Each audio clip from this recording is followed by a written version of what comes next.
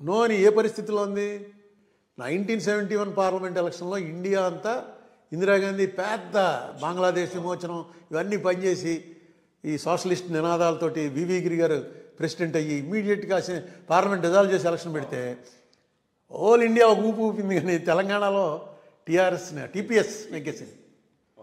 అంటే అంత బలంగా ఉంది తెలంగాణ సెంటిమెంట్ ఆవేళ. సరే టీపీఎస్ లీడర్స్ని ఆవిడ కన్విన్స్ చేసింది. 6 పాయింట్ ఫార్ములా అంది ఏదో చేసింది. మొత్తానికి తీసుకొచ్చి కలిసే ఉండండి అని వీళ్ళని ఒప్పించింది. బ్రహ్మానంద రెడ్డిని తీసేసి పివి నరసింహరావు గారిని ముఖ్యమంత్రిగా పంపించారు. ఇమీడియట్గా ఆంధ్రాలో స్టార్ట్ అయింది. ఎందుకంటే కోర్టు తీర్పోటు వచ్చింది ముల్కీని రద్దు చేస్తూ. లేదు మేము సుప్రీంకోర్టుకి అప్పీల్ చేస్తున్నాం అన్నాడు పివి గారు. అనగానే అదో గొడవ. ఆ గొడవే మేము జైలుకి వెళ్ళింది అంతాను.